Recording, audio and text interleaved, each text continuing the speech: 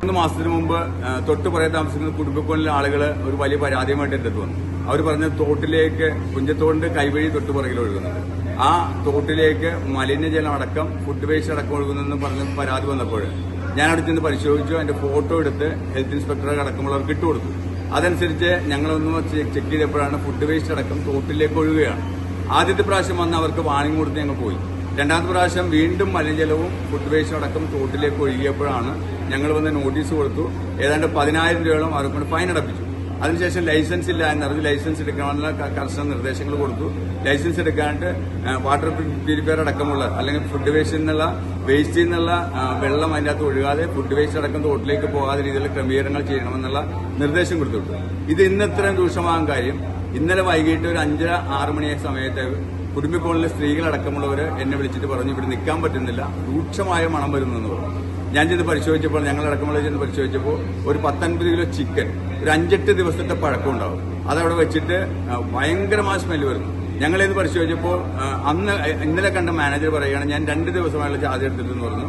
ഞങ്ങൾ ചെന്ന് കഴിഞ്ഞപ്പോൾ അവർ ആ ഫുഡ് വേസ്റ്റ് അടക്കം ഫുഡ് അടക്കമുള്ളത് അല്ലെങ്കിൽ ചിക്കൻ അടക്കമുള്ളത് എടുത്ത് മാറ്റി.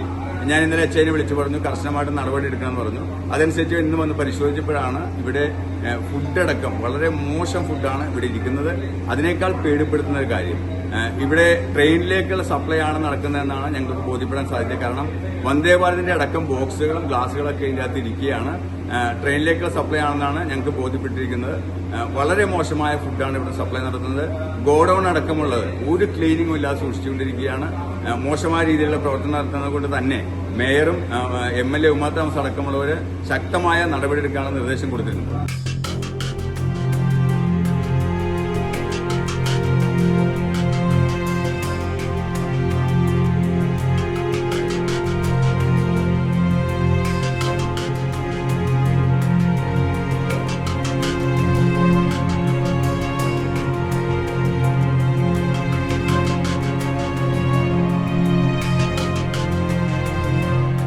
ഇത് ആദ്യം തുടങ്ങിയതിനു ശേഷം ലൈസൻസ് എടുക്കാൻ വന്നപ്പോൾ ഞങ്ങളാണ് വന്ന് പറഞ്ഞ ലൈസൻസ് എടുക്കാതെ മുന്നോട്ട് പോകാൻ പറ്റില്ല എന്നുള്ള രീതിയിൽ നോട്ടീസ് കൊടുത്തു.